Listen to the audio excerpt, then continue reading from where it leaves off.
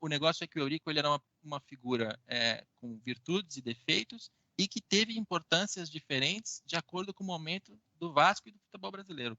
O Eurico dos anos 80 e o Eurico dos anos 90 era o dirigente ideal. Porque para o momento do futebol, para a estrutura que ele tinha, a força política que o Eurico tinha, a força econômica que ele conseguia puxar para o Vasco, assinar o contrato com o Bank of America, trazer um caminhão de dinheiro, fazer os investimentos, o Eurico levou o Vasco ao seu auge, ao seu ponto mais alto da história. Mas depois o futebol mudou, as demandas mudaram, o tipo de pessoa que está por trás da cadeira ali requer outro perfil, e ele já não tem, ele não tinha mais aquele perfil, já faleceu. E aí o Eurico conseguiu levar o Vasco ao seu ponto mais baixo, à sua crise mais profunda de todas.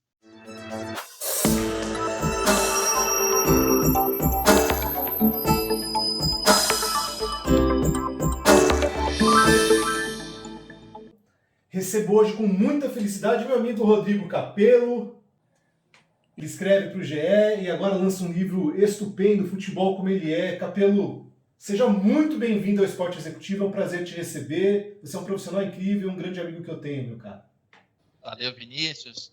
Obrigado pelo convite e vamos falar sobre os negócios do futebol mais uma vez. Dessa vez com um motivo legal, né? Um projeto pessoal meu que levou tanto tempo para ficar pronto, finalmente ficou e estamos aqui para falar dele. Capello, você cita Nelson Rodrigues no início da sua obra, inclusive o título é uma homenagem a ele, e o Nelson tinha um olhar muito peculiar para o esporte. Você acha que você tem hoje o olhar que você gostaria de ter quando começou a trabalhar lá atrás? Você tem o olhar que gostaria de ter? Você é o profissional que queria ser quando começou lá atrás, Capello? É um constante estado de progresso, né? De evolução, de amadurecimento. Então, eu estou satisfeito com a minha trajetória até aqui, mas eu sei que eu tenho muitas fragilidades, muita coisa para estudar e para melhorar. Então, fico com medo de dar uma resposta muito audaciosa para essa pergunta e não entregar depois. Mas, cara, esse projeto, né, para apresentar um pouco mais o livro, que o Futebol Como Ele É, eu tenho uma cópia aí, você tem outra aí, é um projeto que eu levei 4 anos escrevendo.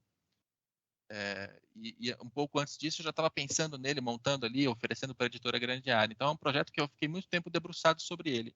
E aí o que eu notei é que a produção do livro foi um período de amadurecimento para mim.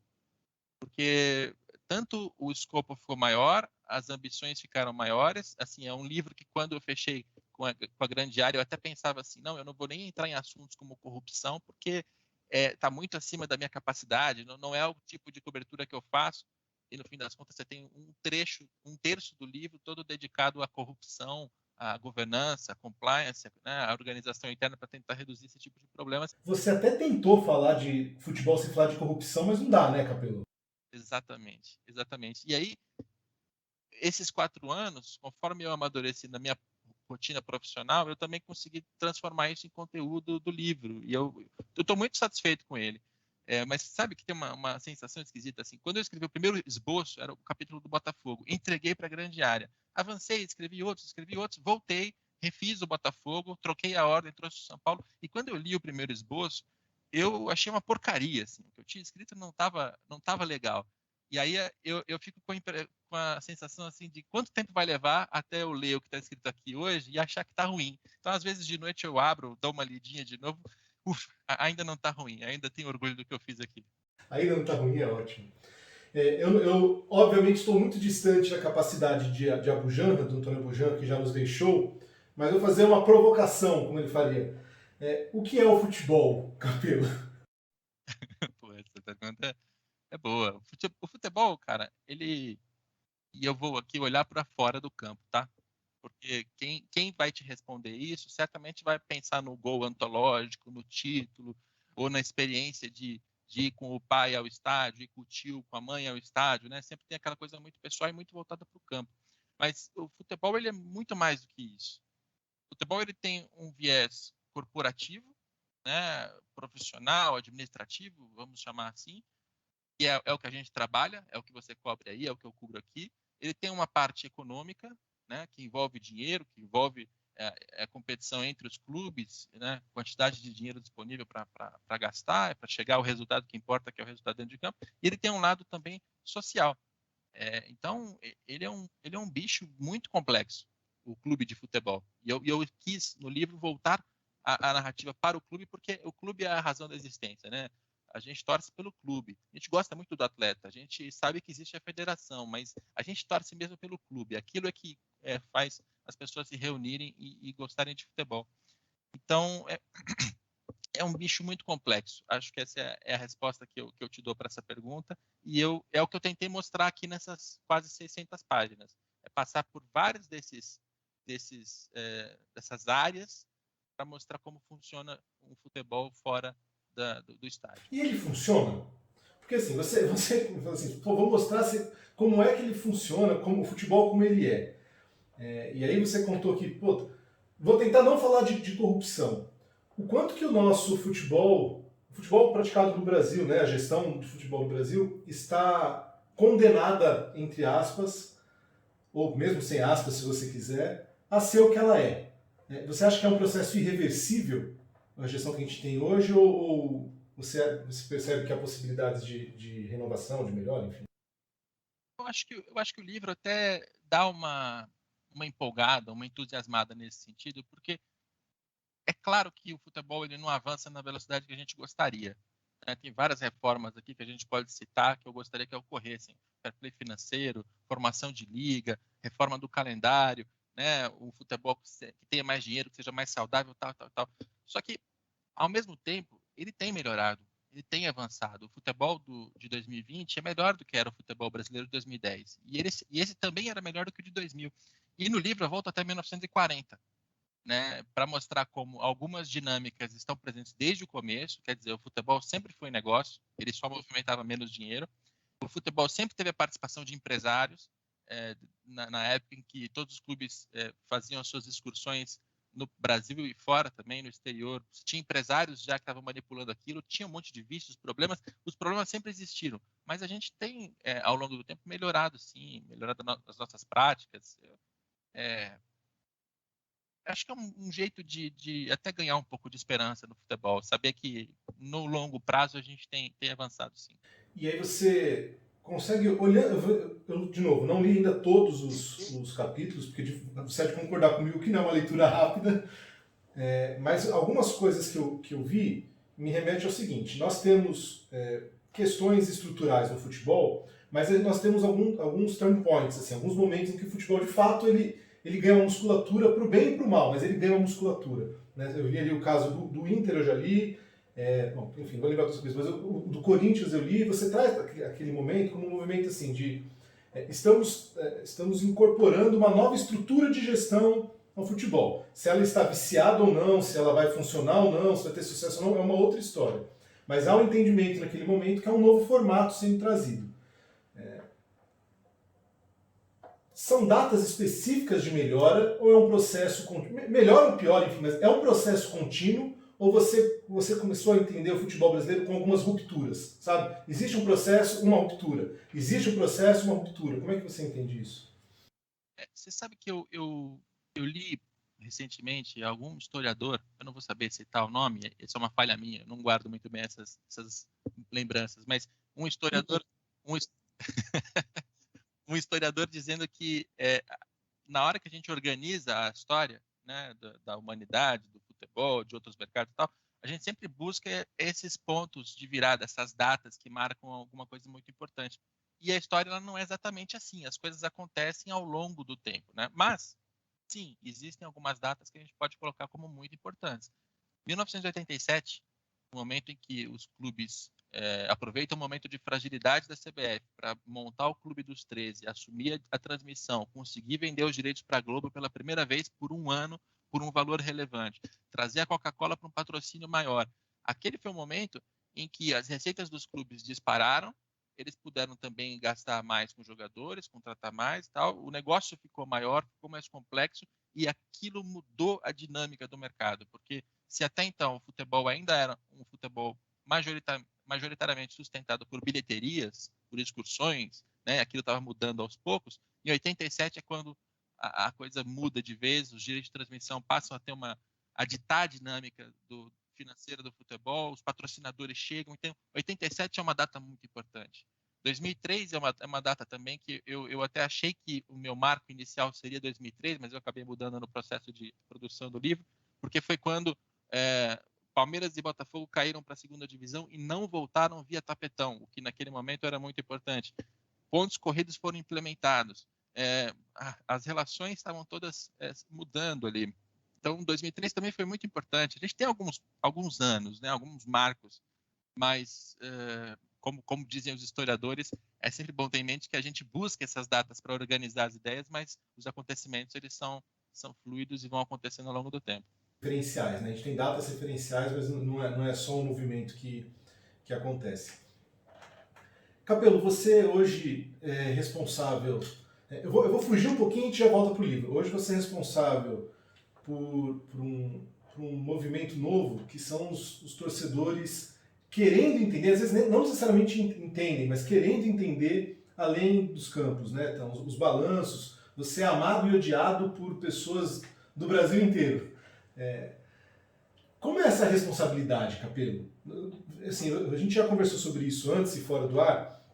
Você tem hoje, você é sinônimo de avaliação, de verificação, de a quantas andas as gestões de futebol no Brasil no aspecto financeiro.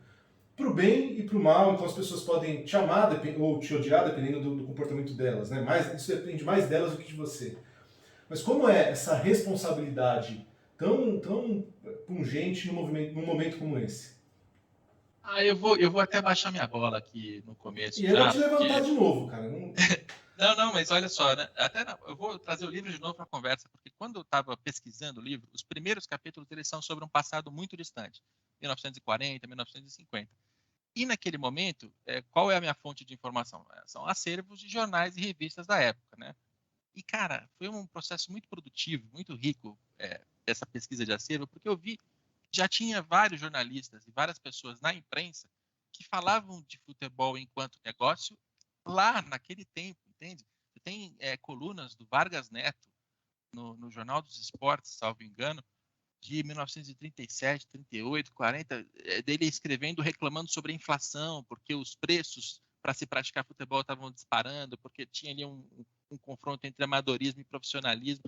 E já existia a cobertura sobre a parte do futebol pelo viés político, pelo viés econômico. O que eu fiz recentemente foi me especializar, foi levantar a mão e dizer assim, olha, dentro de campo, discutam vocês, eu até gosto de futebol, mas eu não vou aqui falar sobre o que eu não sei, né, sobre o que eu não estudo. Eu vou falar só sobre o que está acontecendo fora de campo. Eu me especializei e me vendi o tempo todo assim, em blogs, nas redes sociais, nas minhas participações, né? Eu sou o Rodrigo Capelo, jornalista especializado em negócios. Então, eu acho que eu só dei uma embalagem nova para uma cobertura que sempre foi feita, cara. Eu não sei se eu tenho essa responsabilidade toda. Deixa eu discordar de você. Eu não acho que ninguém fazia, ninguém fez essa cobertura antes. Também não vou fazer uma afirmação tão estúpida quanto essa. Não é que ninguém fez, mas você conseguiu sensibilizar as pessoas do quanto isso é importante. E isso é uma conquista tua. Né? Sim. Eu acho que a gente também... Não é te tratar como um deus, mas também não dá para te tratar como irrelevante nesse processo. O Eric Betting já existia, né? Vou falar da minha geração, ou da nossa, você é um pouco mais jovem do que eu. O Eric Betting já existia, outros jornalistas falavam, tem o MKT Esportivo que também traz alguma coisa, o Chico Silva também falava, mas o ponto é, você conseguiu fazer com que as pessoas tivessem interesse nisso de uma forma reiterada. Né? Então não é a cobertura que é novidade, é conseguir seduzir o leitor, o espectador, seja quem for, e hoje o assunto negócios, né, no esporte, de novo, a pessoa pode entender mais ou menos, querer mais ou menos, mas passou a ser uma pauta fundamental no esporte. Convenhamos, 10 anos atrás era, sim, nos veículos não era. Né? A gente que gosta, a gente sabe que não era. Então, esse mérito você tem. E aí o que é? É didática, é muito amor, 2 horas de sono por dia, tem alguma equação aí, né? Você já começou a responder, porque a falta de sono é um elemento. Eu acho que o didatismo é algo que é uma obsessão minha. Você pode ver que os textos, até, principalmente os mais recentes, assim, de uns 2 anos para cá, eles têm uma estrutura diferente. Eles não têm a estrutura de um texto de jornal com pirâmide né, com a pirâmide invertida e nem também a estrutura de um artigo que sai dando uma opinião sobre um assunto como se as pessoas soubessem do que se trata. Eu faço textos longos, eu faço comentários longos também, mas sempre esticando um pouco mais, explicando mais de maneira mais calma, porque eu sempre tive a clareza de que eu estou conversando com públicos diferentes. Eu estou falando com o Vinícius Lordello, que sabe tudo, e eu estou falando com o torcedor leigo, que não sabe nada e não tem obrigação de saber. Né? Então, eu tenho que ter a linguagem correta, eu tenho que ter uma avaliação suficientemente inteligente para impressionar o Vinícius, mas também clara e simples para que qualquer um consiga entender. E esse é o meu papel, cara. Eu sou jornalista, né? Eu não sou analista, eu não sou consultor, eu sou jornalista. Meu trabalho é esse. Então, sempre busco esse didatismo. E algo que me ajuda também é o fato de não ser muito apaixonado por futebol. Acho que essa é uma diferença em relação a outros jornalistas e até outros profissionais da indústria.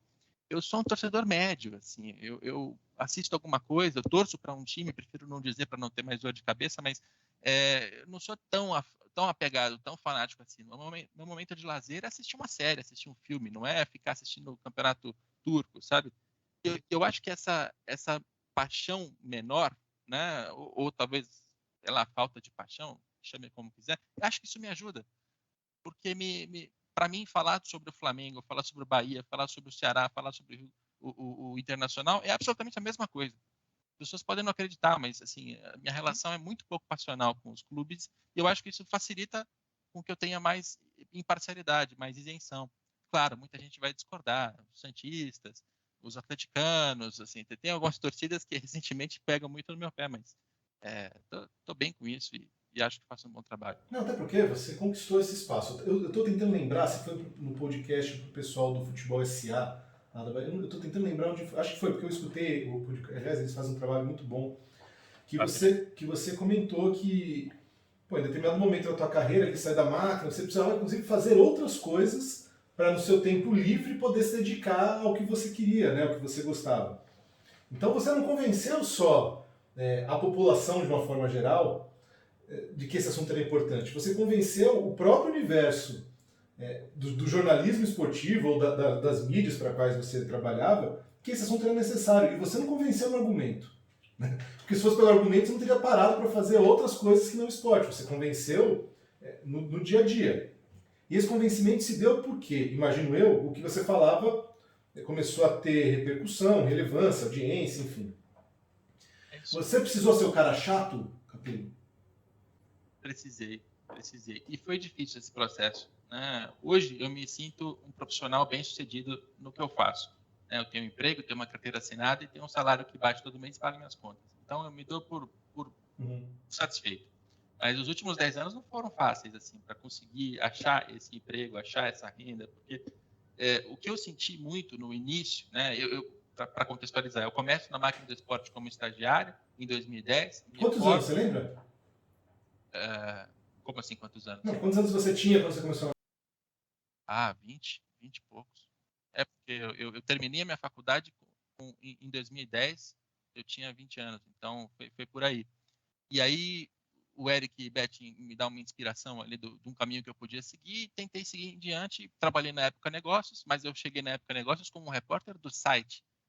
Ponto. Eu não estava lá para cobrir esporte, nem tinha cobertura de esporte. Então, eu tinha que fazer tudo que a minha chefe na época pedia e mais correr atrás de notícia, de tentar fazer a coisa funcionar. Me deram um blog, o blog me ajudou a continuar me posicionando. Fiz algumas matérias que deram bastante repercussão.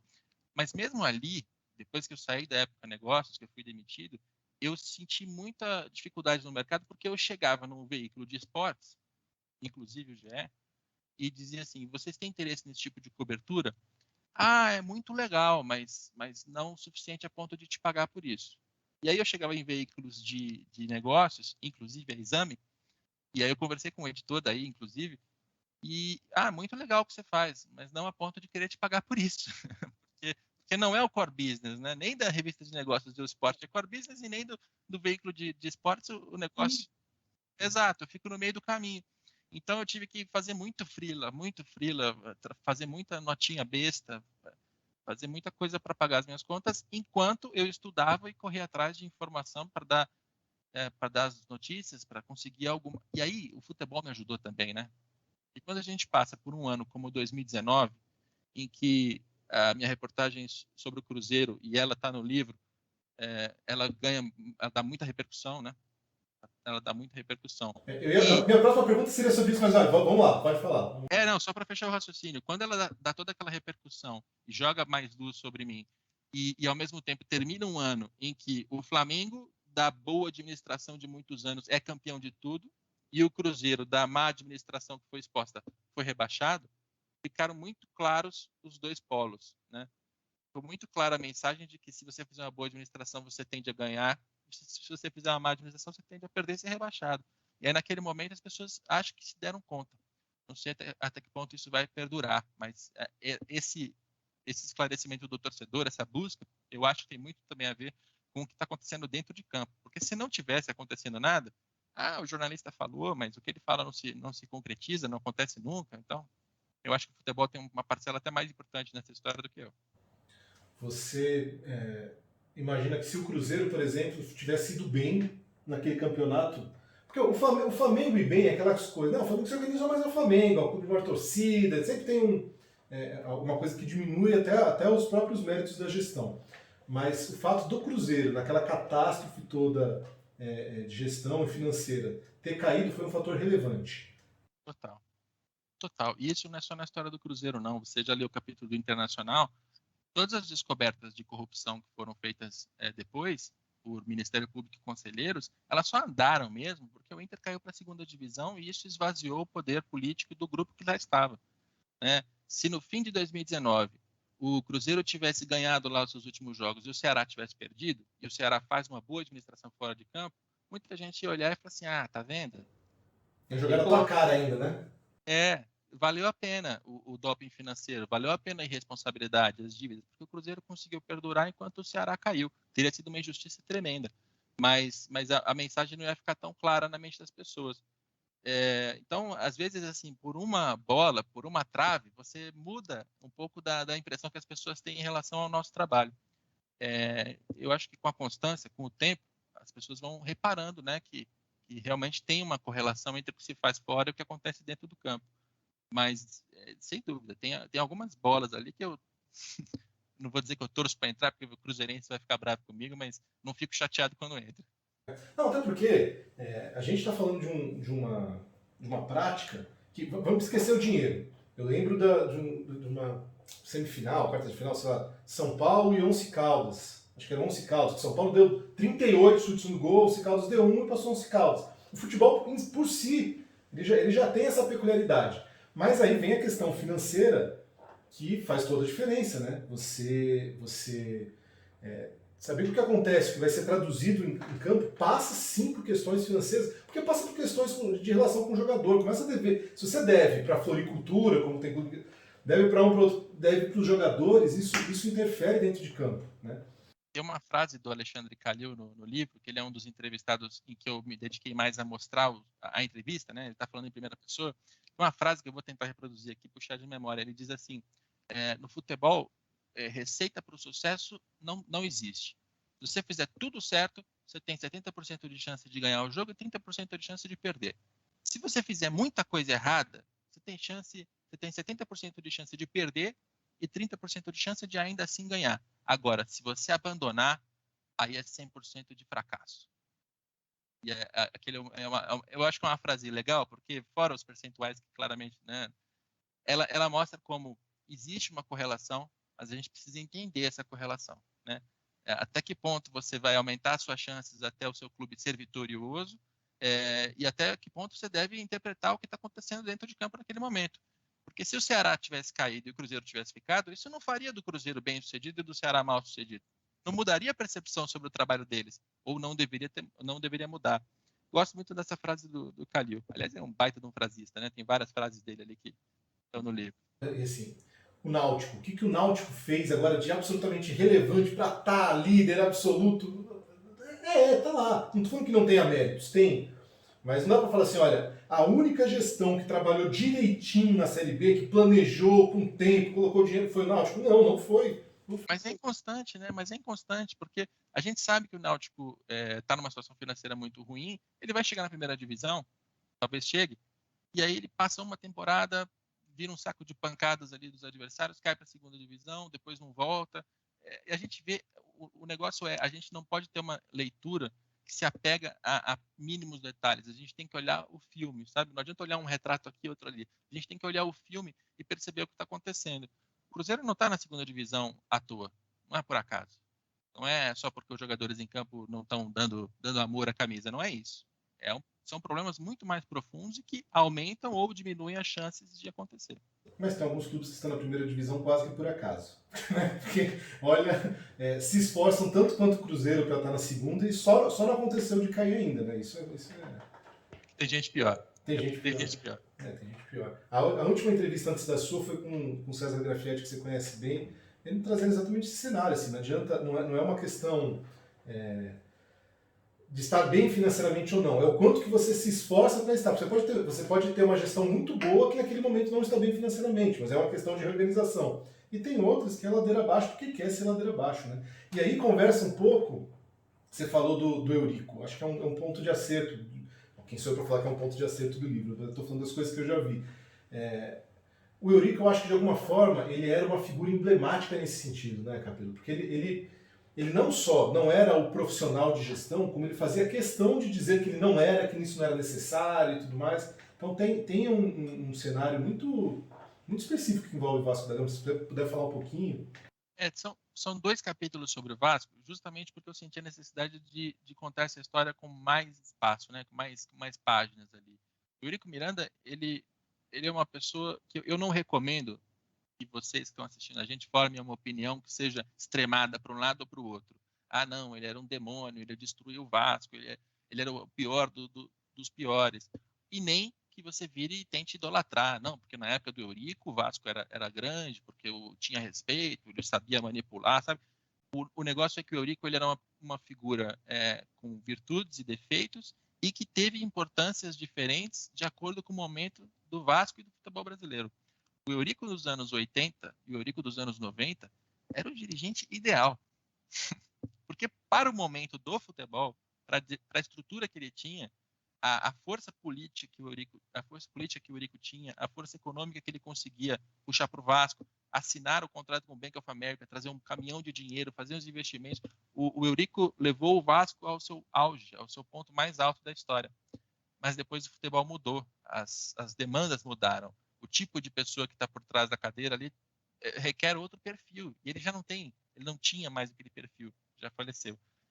E aí o Eurico conseguiu levar o Vasco ao seu ponto mais baixo, a sua crise mais profunda de todas, porque ele já não era mais a pessoa adequada para o que o futebol pedia dele. Cara, esses 2 capítulos, para mim, eu acho que são os meus favoritos, porque o Eurico estava no momento ideal para ser entrevistado e para ser perfilado. Ele estava com o 3º câncer no cérebro, já estava muito debilitado e ele estava mais aberto. Eu entrevistei ele em São Januário, uma entrevista que foi assim, entre umas 9 da noite, umas 11 horas da noite, fiquei lá até tarde, e ele falou muito, falou devagar, falou cansado, já não conseguia nem mais acender o charuto sozinho, ele precisava de ajuda da secretária, mas ele estava num momento assim de encerramento, de prestação de contas, não a mim, a si mesmo, a sensação que eu tive foi essa. Se você fizesse a mesma entrevista 5 anos antes, não ia dar. Sairia outra coisa. Seria uma outra entrevista. Talvez fosse mais irritado, talvez fosse mais apegado a questões muito pontuais da história recente. Esse Eurico que eu entrevistei, não. Ele estava olhando para a vida inteira. A gente voltou para falar desde o Dinamite indo para o Barcelona em 1980. Então, foi um momento muito legal de entrevistá-lo. Acho que foi a melhor entrevista que eu já fiz na vida. Capelo, você falou que talvez o Eurico Miranda tenha sido assim, a figura exata para a época ali, da década de 90. O seu trabalho, Capelo, se viesse 10 anos atrás, ele não seria o que é hoje. O que você faz hoje está no momento certo quando você olha para o futebol. O olhar que você tem para o futebol, o seu trabalho hoje, ele está no momento certo? Você acha que você está à frente do seu tempo? Porque assim, Capelo, você não vai dizer isso, eu te digo porque, e eu já te falei isso outras vezes, eu tenho clareza de que você conseguiu fazer um reajuste na cabeça das pessoas em relação à importância dos negócios fora do campo. O quanto que o impacto que você faz hoje traz um reflexo só para o hoje e o quanto que você de fato está movimentando e está ajustando o futebol para 2025, por exemplo, 2030. Você consegue entender isso? Assim, que quando outro dia eu vi você comemorando, eu não sei se foi nas redes sociais, acho que foi, que um dirigente tinha entrado em contato contigo na sequência do ranking de transparência que você soltou no GE. Olha o tamanho disso, cara. Não, isso me dá muito orgulho. O ranking de confiabilidade e transparência dos balanços foi uma ideia até do César Grafietti.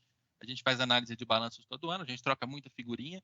Né? Na verdade, eu aprendo com ele, eu faço perguntas, ele vai me ajudando a entender. Então, é um grande, grande amigo, grande referência. Ele falou, por que você não faz uma avaliação da qualidade dos balanços? Fiz no ano passado pela primeira vez e repeti agora em 2021. E, cara, o Bahia, ele se preocupou no ano passado a ponto de me ligar para entender por que ele tinha tirado uma nota mais baixa, tinha faltado 1 ou 2 itens, e aí eles passaram pelo quadro social, fizeram uma votação, mudaram, se adequaram e trouxeram a informação de uma maneira um pouco mais elaborada. O América Mineiro me ligou falando assim, você vai fazer de novo o ranking? Porque a gente está preocupado com isso e quer sair bem na foto. O que eu devo fazer para... Né, quais são as regras? Eu até antecipei a publicação dos critérios para facilitar esse processo. E depois de publicado, o diretor financeiro do Corinthians ligou, procurou e falou assim, cara, eu sei que a gente está devendo algumas coisas e é um compromisso meu, a gente vai melhorar em relação à transparência para o ano que vem, a gente vai subir no seu ranking. Isso é o que eu mais posso querer, né, cara? Porque é uma contribuição.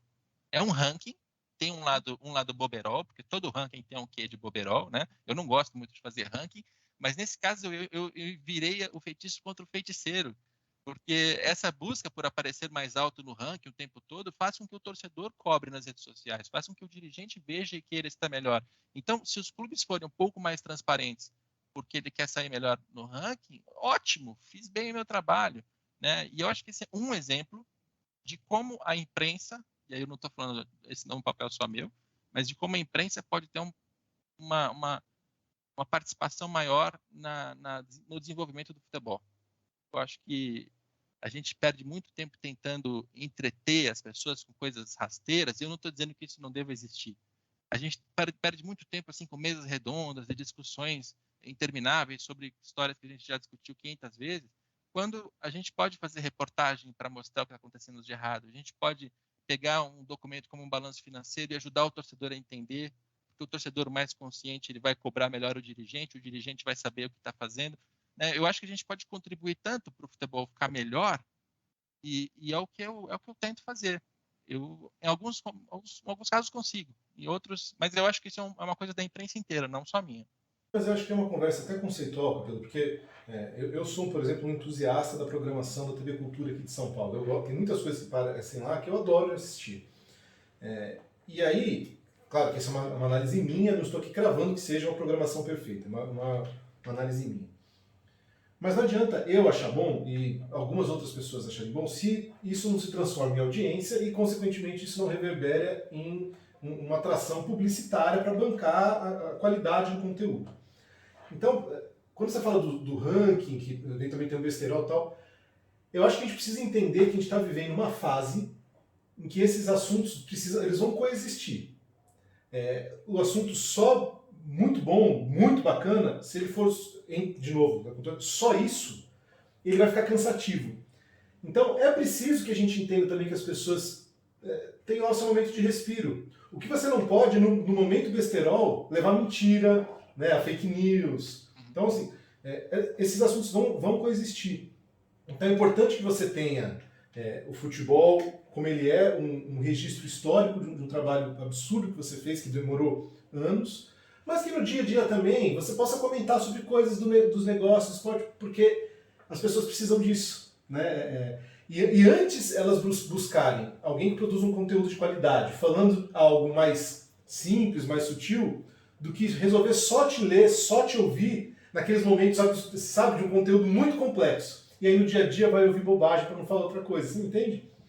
Claro, claro. E eu acho que é um dever nosso. aqui, meu, teu, de quem produz conteúdo. A gente tem que se preocupar em atrair as pessoas, né? Você vê até a própria participação nas redes sociais, se a gente comparar com o formato da mídia nos anos, sei lá, 90, o jornalista ele escrevia a matéria era impressa e entregue lá pelo jornaleiro, chegava nas bancas e tal. Hoje em dia, a gente participa de todo o processo. A gente pensa na pauta, a gente apura, a gente escreve, a gente edita, a gente leva até a banca de jornal, que são as redes sociais, a gente conversa com as pessoas, e eu faço questão de ter essa interação, porque eu acho que a relação com o público é o que a gente tem de mais importante, e tem que fazer isso de um jeito interessante. Então, vai ter um momento em que a gente vai falar aqui sobre governança, sobre teoria política, e isso pode ser interessante. Tem que ser feito de um jeito interessante. Tem uma hora que a gente vai ter que contar só que o seu atleta preferido, ele não vai ser pago com venda de camisas. Isso é bobagem, né? O Cristiano Ronaldo, não é porque ele recusou a Coca-Cola que as ações caíram. Vamos entender esse negócio? Eu posso te explicar. E tem muita coisa com apelo, né? Mas tem um ponto que a gente discorda e vai discordar sempre. Eu tenho certeza de que sempre seremos um nicho, sempre seremos um assunto para poucos. Esse público pode aumentar sim, mas ele sempre vai ser proporcionalmente muito menor.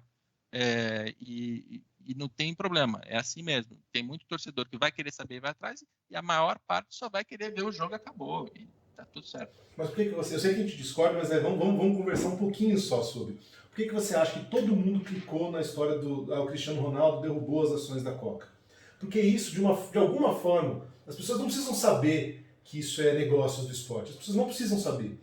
Mas fica no desejo delas de olha como isso é legal. Sabe, tem coisas que, como você falou assim, você tem que ser didático e as pessoas não precisam ter clareza do que se trata. Mas a gente sabe que é disso que elas estão falando, é disso que elas estão estudando. Estudando não, estão lendo. E eu acho que basta, Capelo, sabe? A gente não vai conseguir despertar nas pessoas uma consciência crítica, tipo assim, então agora eu vou ler o Capelo, porque o Capelo ele é um excelente profissional dos negócios. Pô, aquele cara ele me explicou que a Coca-Cola não caiu à toa. E basta, entendeu? Eu acho que pra mim caminha por aí. E aí, de novo, a gente vai conseguir tirar essas pessoas de um limbo de fake news que tá acabando com o nosso planeta, né? Não, mas eu reitero, a gente sempre vai ser nicho. A gente sempre vai ter um público que será a minoria, porque a relação das pessoas com o futebol, você tem o cara que é super fanático, lê todas as notícias e quer entender, porque aquilo impacta na vida dele. Você tem um torcedor que é ocasional, que vai gritar um vai Corinthians, vai fazer uma provocação ao cunhado no almoço de família, diz que torce, mas não vê jogo já faz 6 meses, sabe? As relações das pessoas com o futebol, elas são mais intensas, e esses caras a gente vai chegar, mas a maior parte é como eu aqui. O futebol para mim é trabalho, sabe? Mas se não fosse meu trabalho, talvez eu me dedicasse mais tempo, sei lá, a música, a série, a filme. Entre essas pessoas, e eu quero sempre deixar muito claro, assim, a gente tem que ter a humildade de saber, nós não vamos chegar a todo mundo. Vai ter muita gente que não vai gostar de mim, não vai me conhecer, não vai ler, não tem problema. Não tem problema. Capelo, muito obrigado, cara. Assim, obrigado pelas palavras elucidativas hoje, obrigado pela obra. O pessoal tá aqui, ó, futebol, como eu deixei o tempo todo aqui. Vão atrás. Quem quiser e quem não sabia que existia o livro hoje, vai no site da Grande Área, te manda um WhatsApp e fala, Capelo, quero um livro, como é que funciona, Capelo? Olha, tem a loja da Editora Grande Área, você encontra no Google facilmente, ou então editoragrandearea.lojaintegrada.com.br, ou você vai até mim no Twitter, no Instagram, no Facebook, onde você quiser. Na minha bio já tem o link ali para comprar o livro. Ou você pode ir numa Amazon da vida e procurar lá, você já vai encontrar ele à venda em algumas livrarias, também o livro na versão digital, e eu recomendo, cara, recomendo, porque deu muito trabalho, mas eu leio de vez em quando e ainda tá bom, ainda tá bom. Tá bom. Podem ir firmes. Já entrou, eu sei que você não gosta muito de ranking, mas já entrou em algum ranking de mais vendido, não entrou? Já. Mas, de novo, sendo muito sincero, muito honesto, livros no Brasil vende tão pouco, né? Que quando você vende alguma coisa, você já dispara nesse tipo de Mas... Ainda mais de futebol, mas assim, como um recado final aqui, eu acho que a gente precisa de mais inteligência coletiva sobre o futebol, sobre o esporte. A gente precisa de mais literatura. No meu caso, é um livro que não é acadêmico, é um livro comercial, feito por jornalista para que muita gente leia, mas a gente precisa também de mais produção acadêmica. Eu acho que, eu espero que esse livro ele sirva também de estímulo para que mais gente queira escrever, mais gente queira se aprofundar, produzir, a gente está precisando. Deixa eu te perguntar a última coisa, estava esquecendo de perguntar, Capelo. Desculpa voltar. Só futebol, cara, você não se sente assim, com comichão, você não sente uma coceira de ampliar, porque o nosso esporte, ele passa por alguns profissionais que tentam a força se profissionalizar, mas que sentem muita dificuldade. Acho que umas 2 ou 3 entrevistas atrás, eu conversei com o Pedro, que é o CEO da Confederação Brasileira de Esportes na Neve, que é um universo completamente diferente do que o futebol, e ele traz algumas ideias assim, muito arejadas de governança e tal. Eu sei, você está falando, pô, Vini, eu já estou te falando, Lordano, que aqui é nicho no futebol, você quer me levar para falar de neve? Eu não estou falando para falar de neve, mas você acha que a gente começa a ter, mesmo que de uma forma embrionária, um possível interesse nascendo para acompanhar essas movimentações de gestão em outros esportes? Eu falo, não, é futebol e chega. Tem sim, e a minha relação com isso, ela é de culpa. Assim, eu sinto culpa por não produzir mais conteúdo sobre outros esportes. Mas é tempo, cara. É tempo. Assim, eu sou uma pessoa só e a gente acaba tendo que concentrar naquilo que está sendo demandado, né, em maior quantidade. Então é natural que eu vá produzir mais conteúdo sobre Flamengo, Corinthians, Palmeiras, São Paulo, que eu vá produzir mais conteúdo sobre o futebol aqui nesse eixo sudeste, aqui, Rio, São Paulo. Então, assim, eu sinto culpa de não ter tanto conteúdo sobre Náutico, sobre Santa Cruz, sobre Vitória. Eu acho que tem muito torcedor que lá quer consumir esse conteúdo e eu não dou conta de produzir. E esportes olímpicos ainda mais. A Olimpíada está começando. Em Tóquio, eu não tenho nada preparado sobre esportes olímpicos. Eu vou ter que correr atrás. Eu vou puxar os balanços das confederações e tentar montar alguma coisa para expandir. Mas não dá tempo. Não dá tempo. Eu não consigo por falta de tempo. Então, você só me jogou mais uma carga na minha consciência agora. Pelo amor de Deus, não. Não queria jamais. Não sinta culpa, Capelo. Não sinta que você só faz ajudar o nosso esporte. Muito obrigado mais uma vez pelo seu tempo e a nossa conversa aqui. Valeu, obrigado pelo convite. Sempre que você quiser, a gente pode falar.